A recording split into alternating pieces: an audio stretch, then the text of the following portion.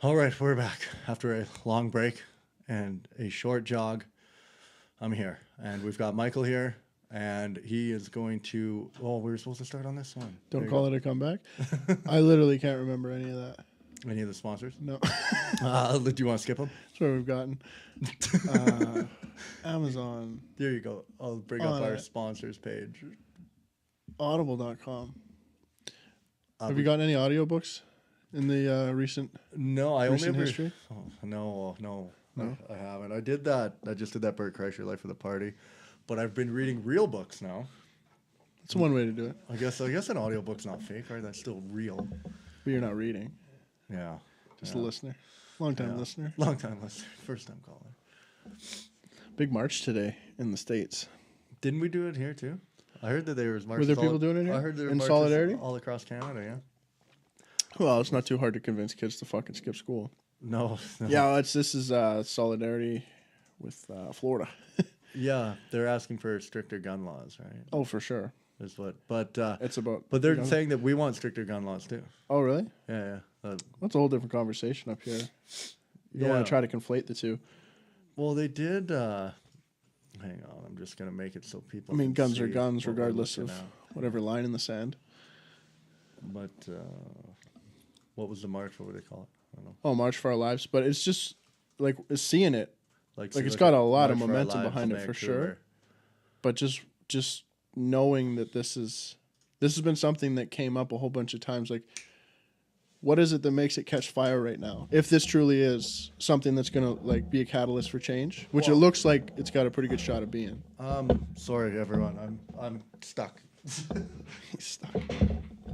Oh man. Okay, we will just adjust that. All right, I'm here. We're live. Well, I think it's the students that are making the difference. Am I in the shot now? How do I make sure I get? Oh, I gotta go more this way. So just the school shooter picked the wrong school this time? Like you fucked with the wrong kids? Well, I think the students. Yeah, well, the students are finally the ones like when they did that big walkout and they all went to Capitol Hill there. Mm-hmm. That was pretty impressive. It's a lot of people, but it's kind of like you got to make it in vogue. It's got to be something that becomes popular because everybody knows the truth is that like gun violence was like a big issue before. Mm-hmm. Like I remember the Columbine shooting, like as a young kid. Yeah, but that was the first shooting right? And ever. you still never even thought like it was like a one. You're like it's not coming to my school or whatever. Like kids weren't that scared. But I just think the frequency of it, right? Just that it keeps like accelerating. I don't know. But we just hit this point where this social movement is now going to have some real gas in the tank. Yeah, and it's going to go somewhere. Hopefully. Yeah, but more than it has the last 20 times it came up. There's been people crying. Well, Sandy Hook should have got something going on Sandy Hook, man. And they just put a wet blanket on that fire. Yeah. So what was it about this one? But it's the conspiracy theory thing, man. Like we were talking about earlier. Like people really believe that Sandy Hook thing didn't even happen. Right. But those people almost you just can't have the conversation with them. Yeah. Because they're not really. Yeah, but I know some like people that I respect that tell me they don't believe it happened. Right, but what they do is like they don't believe the mainstream media, and because that's the way the mainstream media presented it, they're like, "Oh, must be bullshit," as if it's only 100% lies over and over and over. It's like to argue that the news has a bias or a slant, you can make that case for sure. Right. I think it's funny how mad people get. I was like looking at Twitter the other day, and there was that the Austin bomber there, the guy who did all those bombings in Austin. It's kind of cool that we don't know his name. Yeah, in a way. Yeah. There's a bit of change there too. Yeah, just call me Austin Bomber. Yeah, and you just made that up yourself as a way to try to discriminate this bomber from the other bombers. Differentiate. But I know Ted discriminating on the Austin bomber. I know Ted Kaczynski. I don't know this guy. But anyway, they said he left a letter. Like the headlines in the news read, man left letter listing all his frustrations in life that led him to this point, says deputy chief officer or whatever. And oh my God, Finley farted. Can you smell it yet? No, but I don't want to play that game. I don't want to play that game. I'm going to preempt this. Yeah, that's a good one. But now I can't talk. I know. That's what I was just thinking. Well, Who let the dog in here? Okay. Yeah, we should have closed that door, hey? Okay, so anyway, yeah, he left a letter saying, like, the headline was, Austin Bomber leaves headline or leaves list of frustrations in his life that happened that led him to this point. Said Deputy Police Chief Officer says. And then everyone on Twitter is just reaming into people like, fuck off with these headlines news. Like, oh, you want sympathy from us, you want this. And they're getting mad at the headlines that the news created saying that the guy left a letter. And to me, when I read it, I couldn't help but laugh at how mad everyone was getting. Because all they did was, no one asked you to feel sympathetic for the man. They found something and they reported it. But it's part of a larger issue. But for them to say, though, like, he left a list of frustrations, the reason they put that on there is because that's what happened. Right. And that's what they're supposed to do, is report. Well, that's what they're allowed to do. And it is. But they're supposed to report what they find. For right? sure. For sure. Should they not? But there's a big issue with the way they frame these people because they find... I'm talking with my hand here. It blocks this thing. They find the white kid to be stressed out and frustrated. Right. And just has mental health issues. But they don't find that with the other ethnicities of people in the same situation. Right. But you're right. But what they're getting mad at is not necessarily that headline, more the overall framing of this kid. Right. He's not a terrorist. He's never been labeled a terrorist. Right. But it's just undeniable. And I don't know where that stems from. I don't get the need for that either. Like when people say that he needs to be labeled a terrorist. Like, does that change anything? It doesn't matter? If the news is going to have standards for one, they have to have standards for the other because you're only supposed to be giving these standards out on the behavior of the individual, not on the ethnicity or the origin or even the motive. You're blowing up bombs and they're putting them on people's things, on people's porches. Granted, these were all black people that this bomber was targeting. Oh, really? Yeah. Oh, okay. Here we go. But like a different bomber is just still a serial bomber, but say he was doing it in the name of Allah or whatever. Right. It doesn't really like you report that where, okay, this is why he was doing it, but this is a Islamic terrorist. But then this kid, like, he doesn't really have, say, a cause. You could call it white supremacy because he was targeting black people. Right. So you would kind of infer that. But he's just a kid with mental health issues. He's not a white supremacist terrorist. You almost never see that line. And people rightfully so are frustrated and they bring that up. But I don't know why, like, there isn't some news outlet that is doing that the right way. Like it does.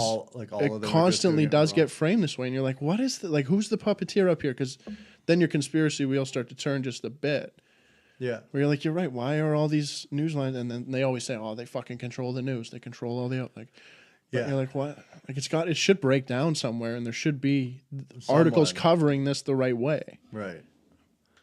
What do you think? What do you think's causing all the mental health issues in America? Like, do you think this has always been a problem, and it's just now with social media and the way that we can exchange information so freely, we're aware of every single incident that happens, or do you think it's like accelerating? Right. Like we would have to kind of just say, well, at any point in time, were we ever combating mental health in a way that it was going down in percentages versus like up? I feel like it's always kind of just been there and going up. So if it's always been there, you're right, the numbers game, you're just going to get more and more of it.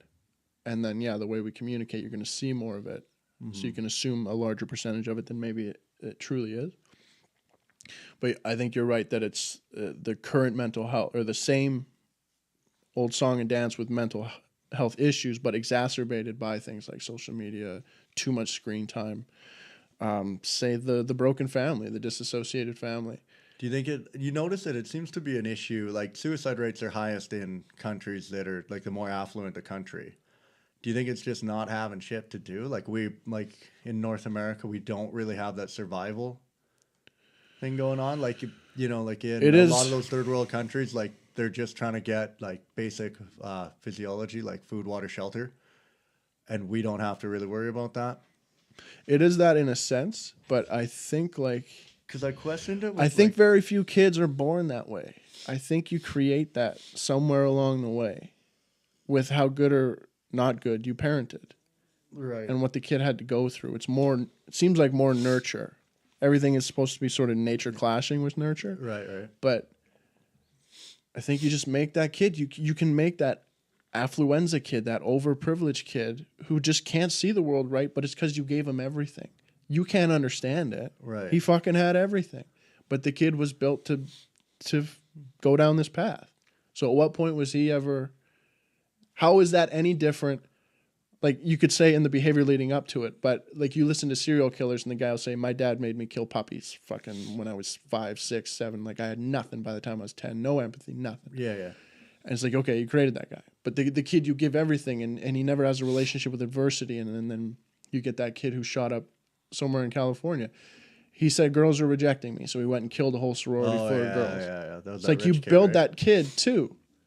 So at what point was he ever not as far gone as the kid who had to kill puppies? Right. Right? Like, well, do you think it's lack of... But you can't see that one coming the same way. What about like a lack of purpose?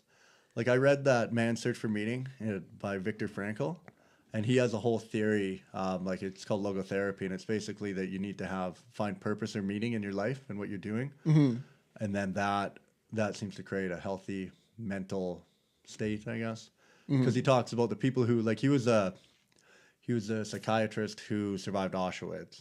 And he talks about the people who survived Auschwitz were ones that were able to find meaning in the suffering. Like he said, he just kept thinking about his wife and being able to get back to her. And so that's what kept him going, as where if you couldn't find a purpose for this suffering, you just didn't make it through. Right. A lot of them even got sick, which was really weird. Like, he just talks about like the mental state of like believing you were going to make it through. And that was enough to fight off like actual illness. Yeah. Because a lot of people, they were dying from typhus. Is that a thing? Typhoid? Yeah, typhoid. Is that it? I don't know. Shit. Why did I should have brushed up on it. Yeah, I think it's typhoid. It's just like a bad flu, isn't it? Who knows? Anyway. Don't tell that to the people who died from it. You know, they didn't have the antibodies there to take it down. Bad flu. Anyway, he talks about a man, like a lot of people would come and talk to him because he was a psychiatrist. And so they would talk to him about their personal stuff and beliefs. And a man came to him and said he had a vision in one of his dreams. And he talked to God. So I asked him, he's like, okay, what did God tell you? Or like, what did you ask God? And he's like, I asked God when the war would end for me. And he said it would end March 31st, like 1945. And so the man, he said, was in really high spirits afterwards. Like, he was all jolly, and he's like, yeah, I'm getting out of here. And then he said, like, a couple days prior to March 31st, he realized the war wasn't going to end in 2 days, and he was still there. And then the man came down with the sickness there. I should probably look this up. Is it typhoid? Down with the sickness.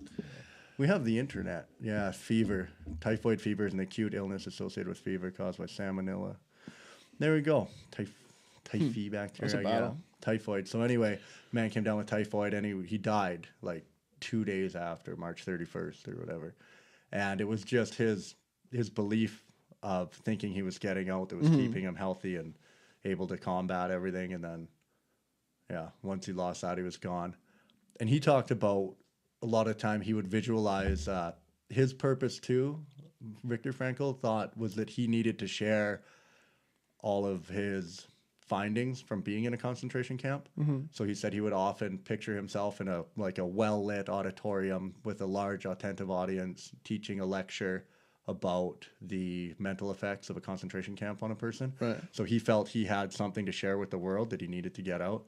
So he's like, I have to survive this to get this knowledge out there about mental health. And not only that, but you get lucky enough that there was a guy similar to that who wrote a book called The Gulag Archipelago, and it was about Russian internment camps. Yeah. And his name was Alexander Solzhenitsyn, and it's the same thing. But you get lucky enough that this guy is a brilliant writer and thinker and gets the experience. Yeah, well, that was how terrible it is, but like... Well, that was exactly how I felt with Viktor Frankl's book. I was like, this is amazing. Like, just getting to hear someone talk about surviving that, like, it was pretty unreal. And then to hear, like, a psychiatrist, an actual, like, well-spoken... Someone really even understood it, man. Yeah. Understood, like, the people who were doing this to him. Yeah. That's some weird shit. Well, he talks about, like, you could see people, like, starting to break down, and when they would become, like, because a lot of the people who were, like, running the camps, it was just like the guy was like a, a tradesman back home or something. And then now he had to sit here and enslave these people. Play executioner. Yeah. And then, like, you could see them break down over time to the point where eventually they didn't respect or have any care for human life. Like you said, basically the man making his son kill the puppies, where you drive all the empathy right out of this person.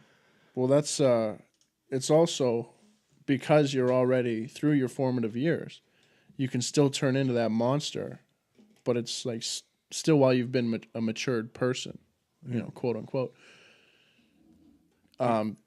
Peterson talked about this book on I forget what it was called, but this group of they became Nazis, but they were just a German police force at the time. Yeah. And now it's wartime. Hitler's getting everything in place. And they're rounding up Jews 18 to 45-ish. Yeah. And they're just going to put them on trains. And that's just the move right now. That's the first pawn out. Right. So they say, hey, you don't even have to do this.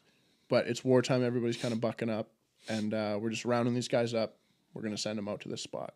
Yeah. Like, all right, well, we'll do it. Everybody's kind of bearing down here. Mm-hmm. And then the story goes that these men, slowly, as the war goes on, by the end of the book, you're listening to a story where they're dragging pregnant women out into the fields in front of their houses and shooting them in the back of the skull. Right. And it's this slow progression to becoming a monster. Yeah. And the book is made to let you know, like, you're a Nazi.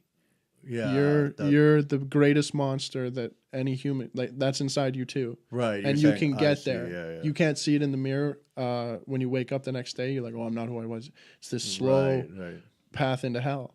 Yeah. Is that 12 Rules? Not that book.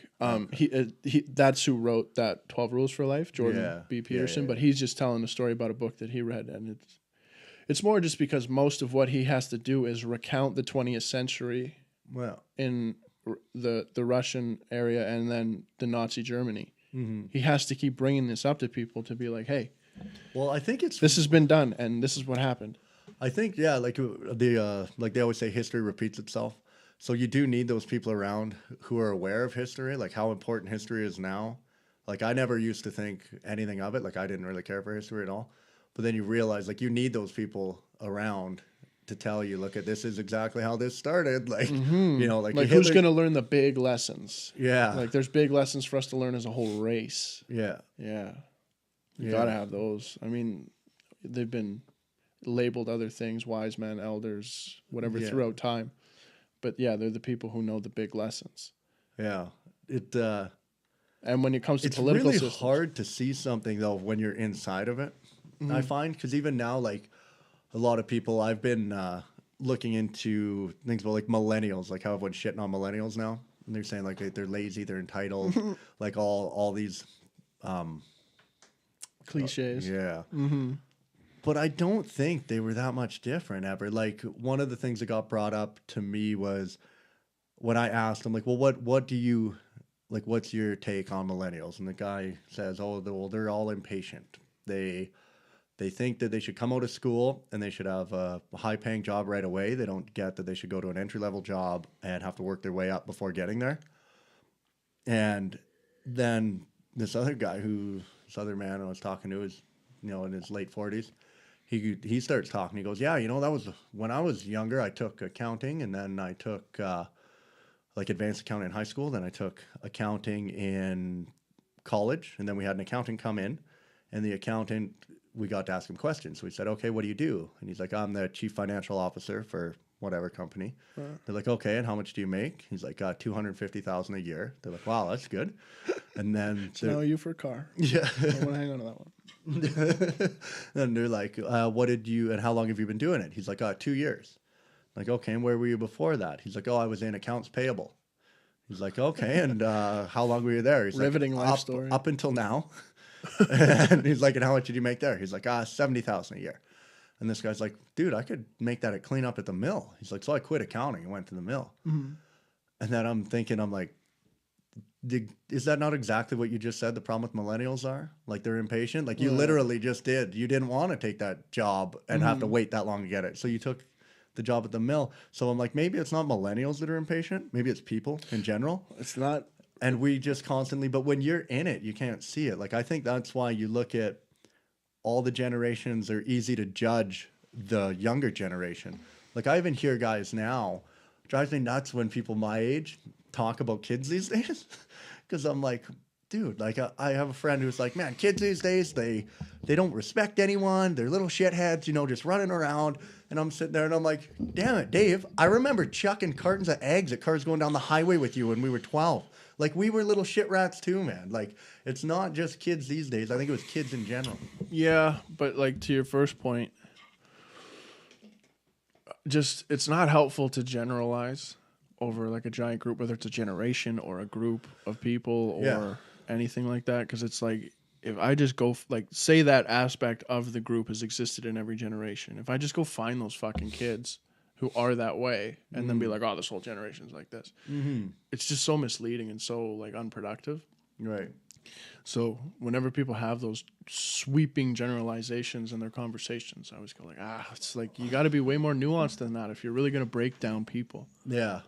That's a good point. That's a good way to word it, generalizations. Because, yeah, that's what I do find. Like, people, they're always trying to, like, categorize them or put everyone in the same box. Right. And it's like every example you can show me of, I can show you an example that, you know, contradicts that when it comes to group, like, identity. Yeah. I find, too, can't everyone be everything? Like, I just look at how like that. Like, yeah, motivational speaking here with Alex Mackenzie. Anyone can be anything. That's a tattoo. No, like, I just look how much I've changed in my lifetime, or things I used to believe and think, and then they changed. So, like, when I hear someone did something and they're like, "How could you ever do that?" And I'm like, "Yeah, I could see it." Like, you know, like it depends what you're thinking. Like, I think something that we don't ask people enough is, what were you thinking? Because literally, if anything someone did, like, they usually do it because they thought it was a good idea. So if you can get into their mind space and be like, you know, what made you freak out at the lady at Tim Hortons when you got your coffee?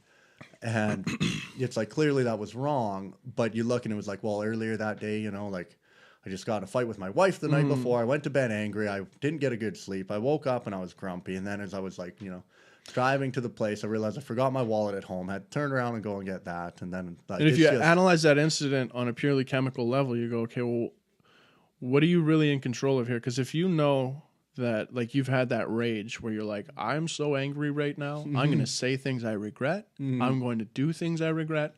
And it's almost out of your control.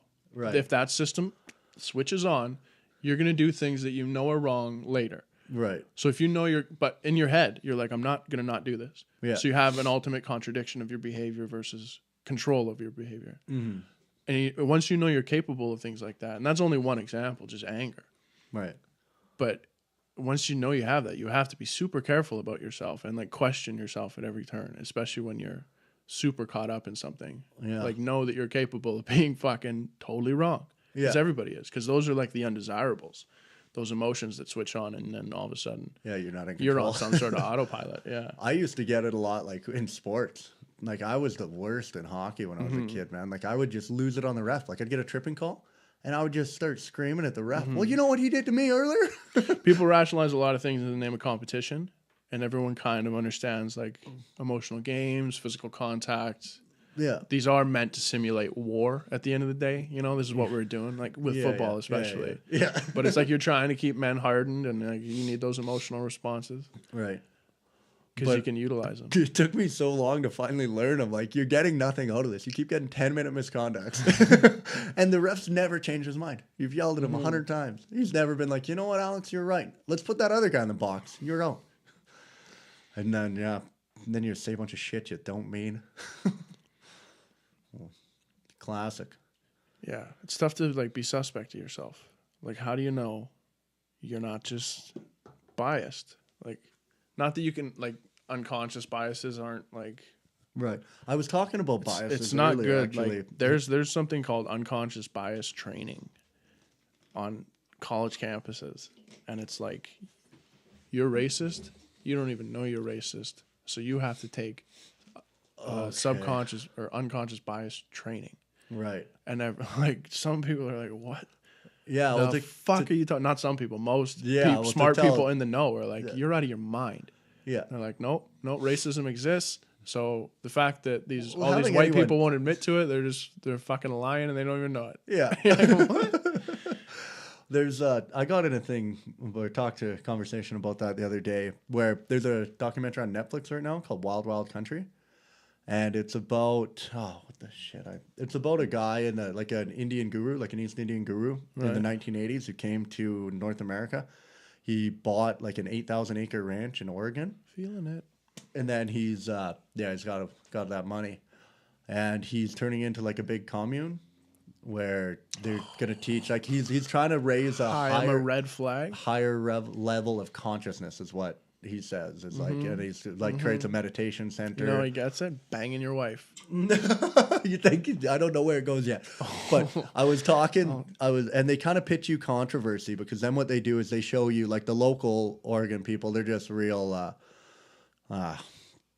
real like good old boys and those type of people. Like they're small community. They don't like a lot of people around, live the simple life. Right. And then this guy comes in. So then they start showing you these guys going down there with like their guns and pitchforks, or like, get out of town, we don't want you here type of thing. So they pitch you this controversy. And right away when I see it, I'm already on side of the guru. Like, I'm like, I like this guy. He's teaching meditation. He's doing, but I think it's because I'm naturally like anti-establishment and I don't like the current system. And this guy's basically trying to build a community where everything's free and you just kind of grow your food and you help each other and do that. This is an example of something where you have to be aware of history.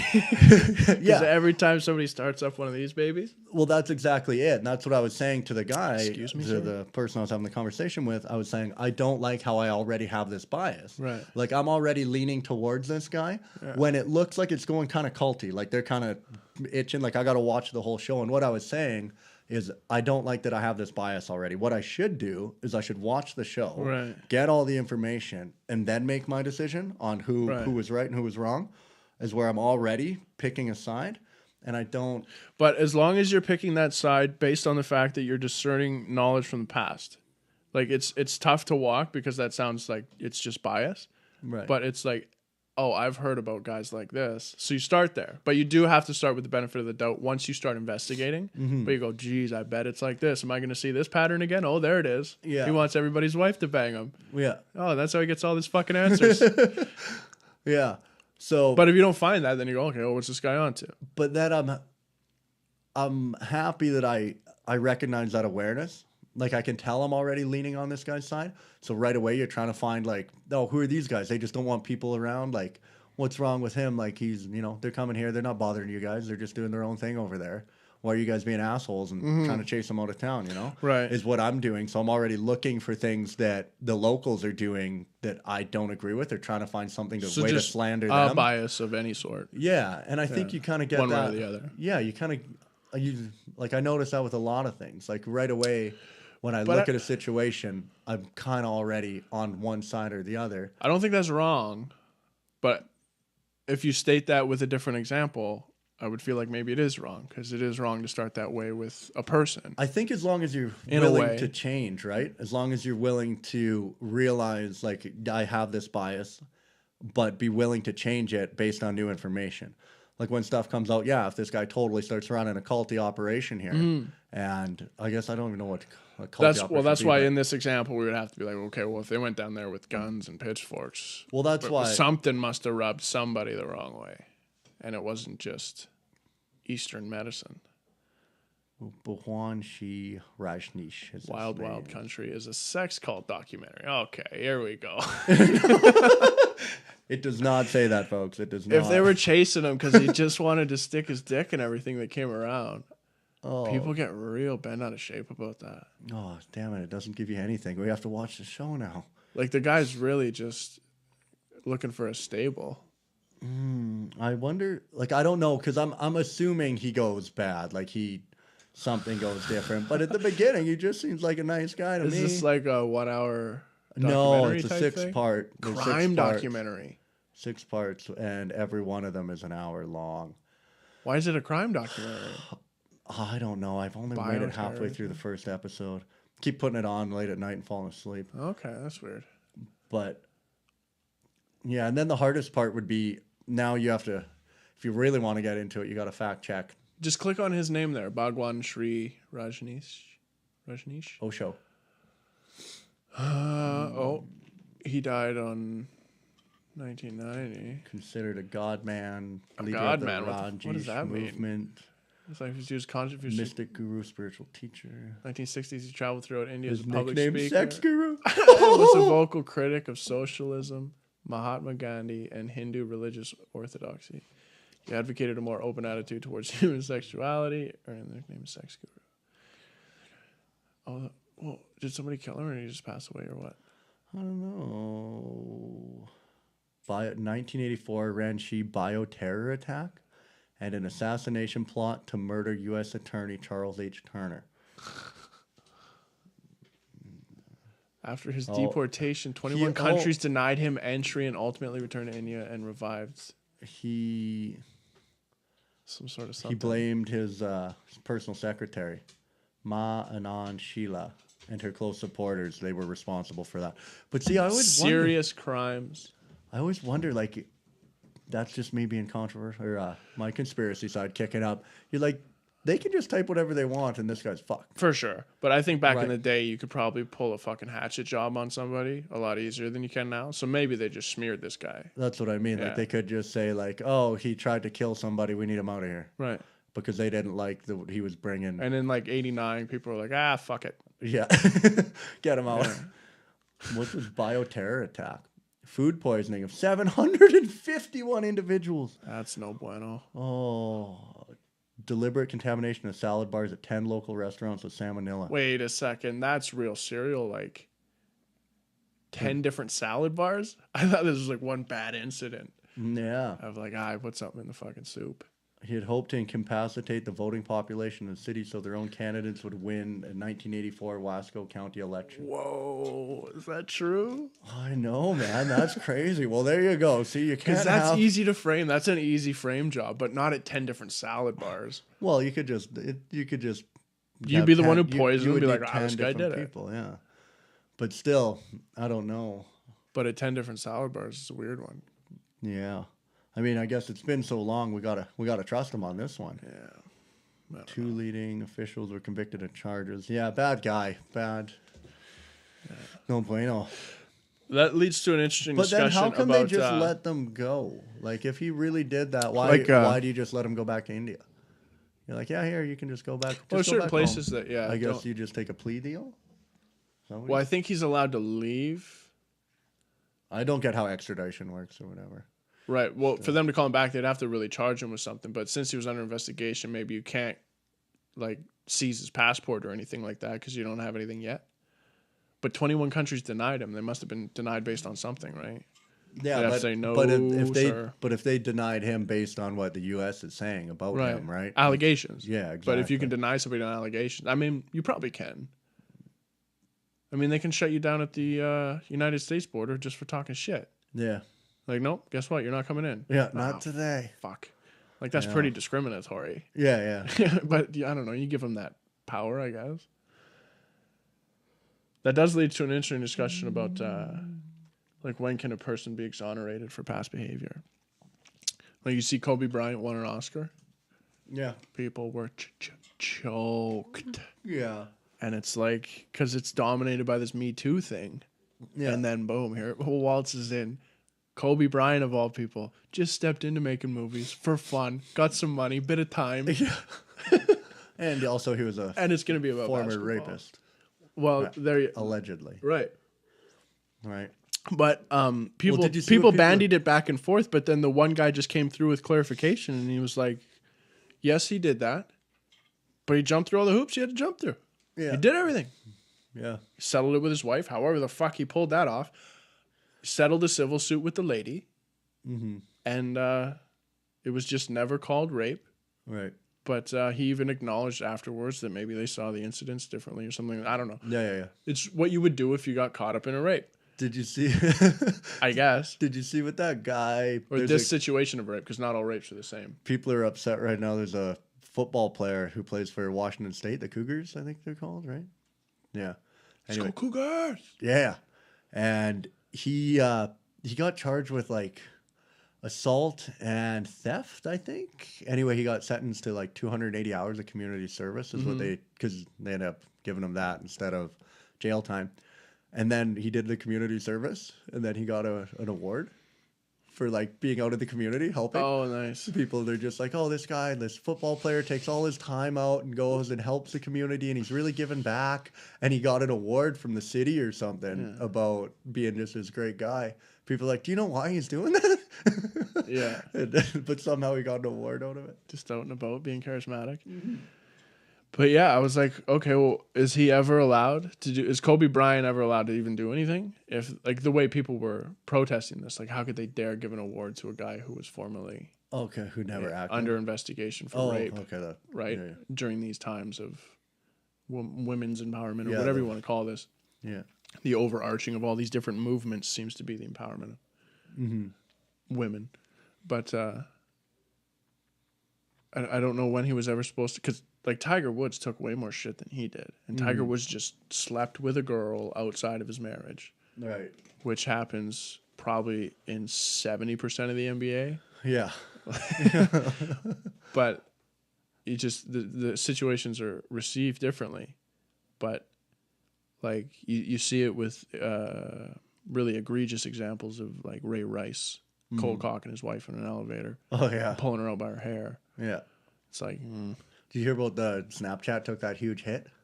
For what? They lost like, I think they're saying they lost like 800 million in value. I don't know how that happened. Oh, because of that broad. Because Waylon Hoover from Rihanna. Yeah. Because they put a poll up. Would you rather slap Rihanna or punch Chris Brown? Oh yeah. They had a poll or something where you could either slap Rihanna or punch Chris Brown, and then no one seemed to be too worried about the punching Chris Brown one, but it was the slapping Rihanna. A lot of people got behind that and were really mad that they put that out there. Fairly. Yeah. I would understand. Yeah. Would understand that. I mean, I guess it makes sense. Yeah. But I mean, you don't have to incite violence against anybody. But. How do you lose 800 million in value? Well, let's talk about the double standard between men and women. Like, it does exist, right? Mm-hmm. Well, where should it rightly exist and where does it wrongly exist? Like with... Well, I think because I've... Like if your son sleeps with his teacher in grade 9 and you go meet the teacher and she's an all right looking gal and she just happened to get caught up with this 16-year-old who's a little further through puberty than most. Yeah. And it's kind of her freak. And that's creepy for sure. And she should be rung up on whatever. But we know the kid's going to be all right. Yeah. It's going to be all right. Your 16-year-old daughter hooks up with her math teacher. Yeah. And you meet him, and it doesn't matter who he is. Yeah, it doesn't matter if he's fucking Ryan Reynolds. Yeah. You're going to pull his head off. Yeah. And because we think that there's serious damage being done there to a girl that she might not be able to get over because if it's not consensual or like it was even like kind of like forced or like there's no real way to like decipher it. So the guy, but even him manipulating her at that young age, it's like mostly because he's physically to make her think that she wants to do it. Even. The man is physically dominant in almost all situations, right? Yeah, but even if it was consensual, but he just talked her his way through it and made right because she's so young and he's like she could be naive, right? But also just the pure damage that's going to be done as she moves forward versus when your son moves forward. He's going to be high-fiving his buddies. It's going to die easy. But that girl might carry a whole bunch of baggage the rest of her life. Or there might be a schism in her definitely sexuality. Switching schools, for sure. But that's a double standard that should rightly exist between men, boys and girls. Yeah. But where does it wrongly exist? Like an example where men get fucked. I don't know. Or women are getting fucked. Well, the violence thing. Where it's like would you rather slap Rihanna or punch Chris Brown? It's that's why people are more outraged about the slapping of a woman than the punching of a man. But it depends who's replying to it, right? Like if it's a woman saying she would slap Rihanna, that's cool, isn't it? It's cooler. Like it's not awesome, but yeah, it's like it starts to equate. Right. But because of the physical difference between a man and a woman.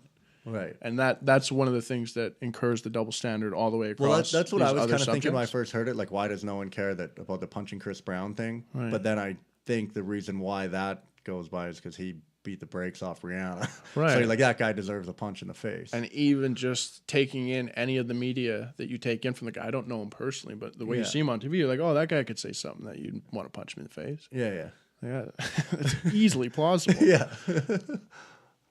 But yeah, that's just why people would react harder to the slapping of a woman than the punching of a man. It's like, it's not the same thing. Yeah. It's just not. But that's a double standard that we believe should rightly exist. Yeah. And then you get into like a wage gap thing. Oh boy. No, I don't like the diversity thing. See, that sentence sounds like malice. Like it sounds really charged with negativity. Right. And that is apparently an absolute proper sentiment to have. Right. To be against this rallying of diversity. But on its face, you don't feel that way. And even I don't feel that way. Like until you really like peel away the layers of the argument and let somebody put that inside context. Yeah. But yeah. A really controversial song that I've been listening to is White Boy by Tom McDonald. Mm-hmm. It's pretty wild. But like I think the problem I think with the song though is he says a lot of things that are really true or good points, but he's saying it out of anger, it sounds like. And it almost makes it feel like this is going to adversarial. Well, it's going to drive a bigger gap between the races because he's defending white people. Like, because a lot of people are calling them all frowned upon racist right now. And then he's saying, like, he's like, no one that I call a friend has ever owned a slave. Neither is my dad or my dad's dads. And he's like, the white people that you hate aren't your neighbors and lawyers. They're the Rockefellers, Rothschilds, Bushes, and Royals. They're the people who monopolize the water and oil.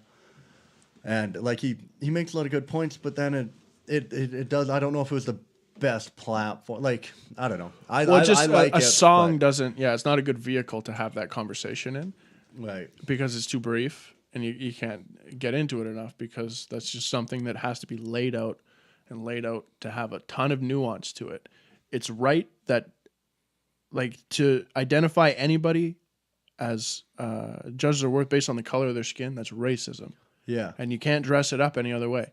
But we do understand how touchy it is to just straight up defend whiteness because of a bit of a recent history of white people getting a little carried away. Yeah. And there's really, there's no... But you're not supposed to feel that way about minorities coming up and saying the same thing. So it's like Black Lives Matter or Native Pride or anything. You can't have White Lives Matter or you can't have White Pride, but you have to understand kind of why. And it's not just black and white. And it's right. But I wonder, like, how long do you let someone who's wrongly mistreated have their time? Mm-hmm. Like, how do you assimilate someone back into like the regular society after like they have been oppressed, like an oppressed class? Like right now, it's like women. Yeah, women have had a shit deal compared to men. Men have they ran the world. Well, they just haven't got. It sucks to be like not, but they couldn't even vote for a long time. Long time, yeah. There was no suffrage. Yeah, so like when I think, but voting's a relatively new thing. Period. Right. But when I think of that, you're like, yeah, that makes sense. But how long? Like I feel like it's changed a lot. And like, how long do you let that oppressed class be? Well, you have to recognize it, but and then also like to me, I feel like they just want. It's not they, like not women, but an oppressed class in general. It's like they want the other people to go through what they went through. But it doesn't seem like that. That's the worst thing. It's like, you know, if someone like tortured to raise people you, up, not push. Yeah, if someone tortured you and you were tortured, it doesn't like you shouldn't have to torture the other person back. I don't know. Yeah, that's an extreme example. Where it's like you might be driven by other things that are again or undesirable. I guess when I say the word torture, I mean I'm not really thinking that they're pulling your toenails off and doing that, but just like where you're abused, I guess would be a better word. Yeah, or taken advantage of. And again, you have to recognize both things. It's like, say, okay, well, I'm white and I've never owned a slave. My dad never owned a slave, all that stuff. Yeah. But I can't just gloss over systemic racism. Like a bit of like, I can't say that doesn't exist because of all the evidence I've seen. Right. I don't know the nuances of it and a multivariate analysis that might uncover some other evidence as to why things are the way they are. Mm-hmm. But it seems like with the number of black people incarcerated in America, that something's up. Oh, like, big time. It's just, so you have to peel that back really carefully, and you have to be pragmatic about it. Well, you can't let your emotions creep into that. You have to just analyze data and present truth. And sometimes that truth is super uncomfortable for people. Right.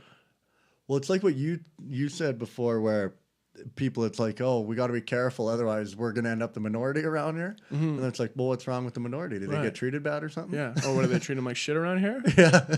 So it's like don't worry about it. You're almost like admitting to it, like an unconscious bias or whatever, right? Mm-hmm. Where it's like, yeah, you realize minorities are getting a shit deal, so you don't want to become one. Here's something that might poke you one way or the other. Mm-hmm. So this whole Me Too move, I shouldn't say that because this kind of predates that, but essentially there's this slant in Hollywood right now, and it's a lot of it's women driven. So there's a few videos out there, conversation. Even Peterson does one. Mm-hmm. The movie Frozen. He says it's a propaganda machine. Really? Yeah.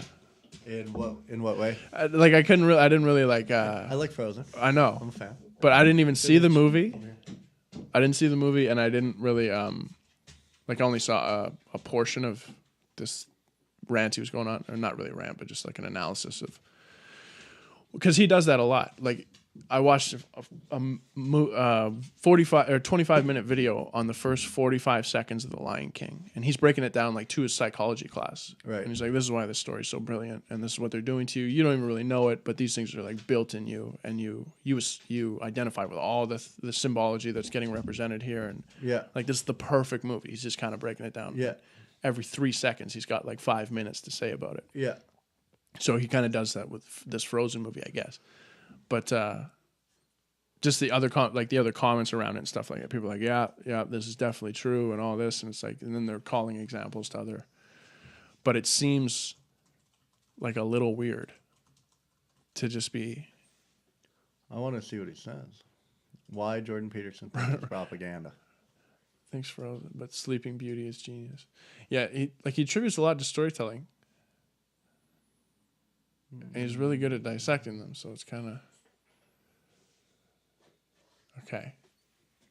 In your new book, I haven't even got to this part of the book. Why do you call it deeply propagandistic? Come on. It attempted to write a modern fable that was counter-narrative to a classic story like, let's say, Sleeping Beauty, but with no understanding whatsoever of the underlying archetypal dynamics. You could say that Sleeping Beauty was raised out of her unconscious via a delivering male.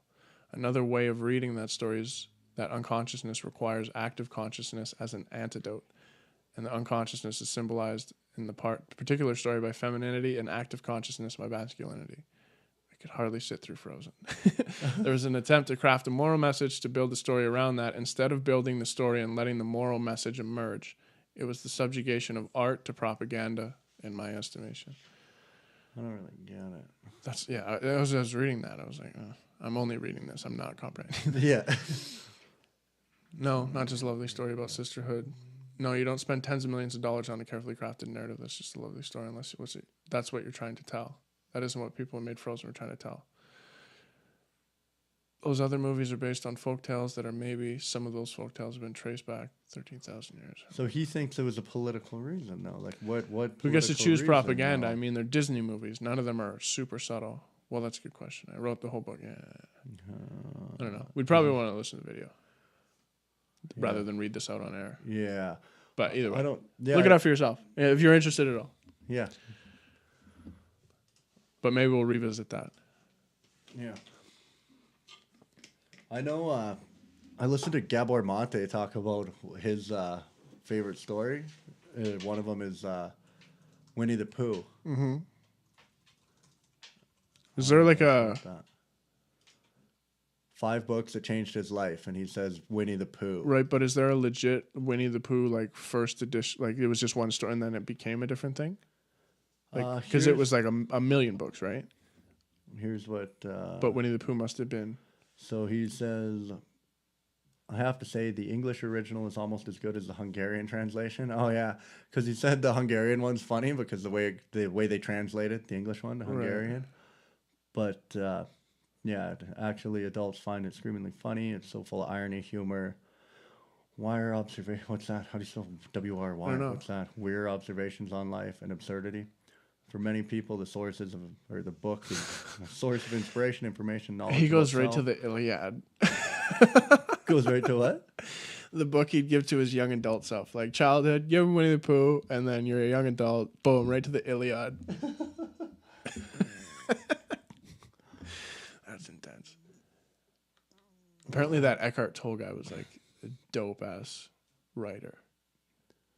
Yeah, I want to hear... I listened to a podcast with him where he talked... That's how I knew about the Winnie the Pooh thing. But the way he breaks down Winnie the Pooh is pretty crazy. He talks almost just about... I think how he talks about like Winnie the Pooh is just so like ignorantly blissful, I think is what it was.